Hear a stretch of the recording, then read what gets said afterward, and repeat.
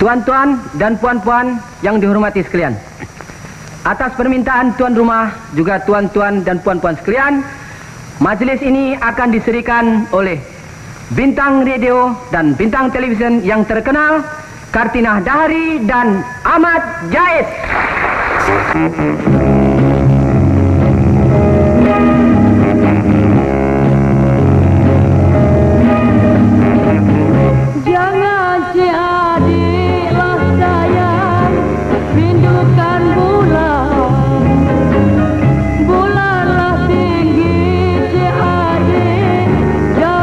Biduan negara iaitu Allahyarham Datuk Ahmad Jais adalah satu nama yang cukup terkenal di Malaysia dan Singapura suatu ketika dahulu.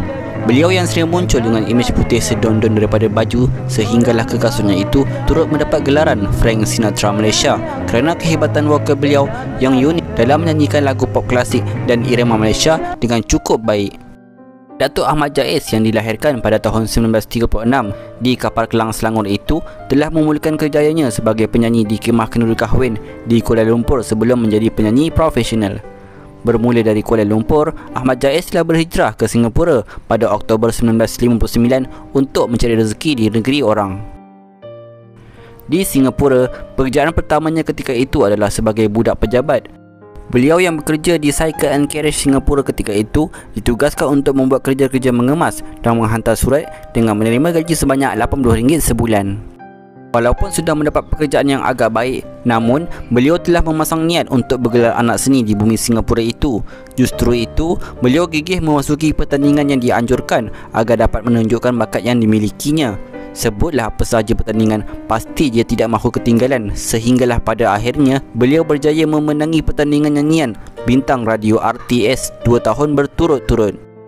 Pada tahun 1961, apabila beliau ingin memasuki pertandingan itu buat kali ketiga, maka ramailah peserta pertandingan itu yang membantah. Akhirnya beliau telah digam daripada menyertai mana-mana pertandingan. Ianya sebagai bantahan yang dibuat peserta kerana dia merupakan penyandang juara. Akhirnya, beliau terpaksa mengalah dan hanya menyertai pertandingan lagu pop Singapura dan dinobatkan sebagai juara lagu pop Singapura. 2 tahun kemudiannya, beliau telah kembali semula menyertai pertandingan lagu asli Singapura dan sekali lagi meraih gelaran juara. Apabila mendapat tawaran untuk merakamkan lagu bersama Panda Record diiringi orkestra Selayang Pandang, beliau telah membuat keputusan untuk berhenti dari kerja tetapnya. Peluang demi peluang diberikan kepadanya dan akhirnya beliau telah terpilih untuk menjadi penyanyi undangan dalam kumpulan Sri Warna yang membuat persembahan di panggung Victoria.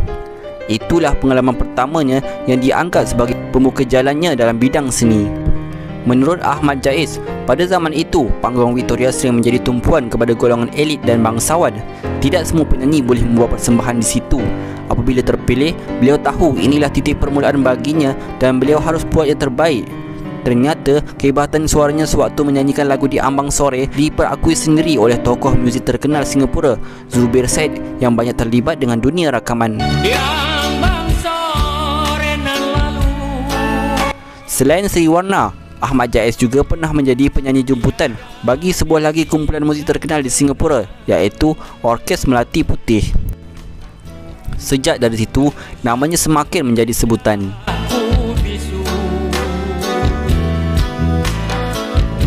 Ahmad Jais terus menjadi artis rekaman dengan mengeluarkan banyak album. Album pertamanya ketika itu adalah Kucupan Azimat yang dikeluarkan pada tahun 1965 dalam bentuk EP. Selepas itu, beliau terus cemerlang mengeluarkan lebih kurang 20 buah album lain dari tahun 1966 hingga ke tahun 1976. Beliau juga ada mengeluarkan 4 buah album studio iaitu Ahmad Jais Iringan Orkes Selayang Pandang 1973, Cinta Lahir Kembali 1979, Hanya Tinggal Sepi 1985 dan Kasih Bukan Belenggu 1994. Alangkah gembira hati berjumpa pertama kali. Di zaman kemuncaknya, populariti Ahmad Jais menjangkau sepadan politik negara kerana beliau begitu diminati di Indonesia. Beliau pernah merakamkan lagu duet Jumpa Mesra bersama penyanyi tersohor Indonesia iaitu Allahyarham S. Effendi. Sepanjang penglibatannya dalam bidang itu, beliau telah merakamkan beratus buah lagu dan kebanyakannya dalam bentuk EP dan LP. Antara lagu-lagu yang menjadi kegeliaan ramai ialah Di Ambang Sore,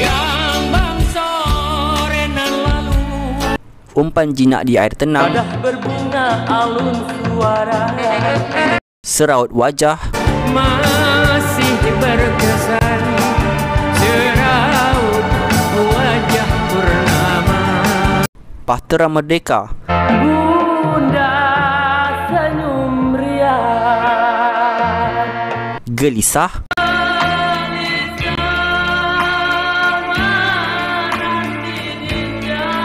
Budi Setahun Segunung Intan, kasih sayang hamba sembah diri di kamu tanda mesra. dan Juwitaku Sayang. Wahai juwitaku indah rupawan, juwitaku sayang. Manakala lagu Selamat Hari Raya pula merupakan di antara lagu wajib yang berkumandang di corong-corong radio apabila menjelang Aidilfitri. Dalam bidang seni, Dato' Ahmad Jaiz telah banyak memenangi beberapa pertandingan dan anugerah yang membuktikan kebolehannya dalam bidang itu. Antara pencapaian utamanya adalah juara lagu asli 1959 dan 1960, juara lagu pop 1961, juara lagu asli 1962, anugerah artis sepanjang zaman Papita 2002 dan anugerah biduan veteran ABP 2002.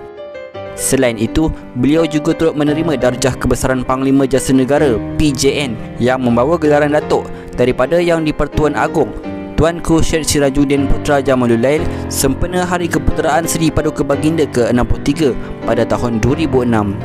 Pada bulan Mac 2007, ketika menyambut ulang tahun kelahirannya yang ke-71, beliau telah diberikan peluang untuk mengadakan konsert Bahtera Merdeka, anjuran Istana Budaya yang diiringi oleh Orkestra Simfoni Kebangsaan.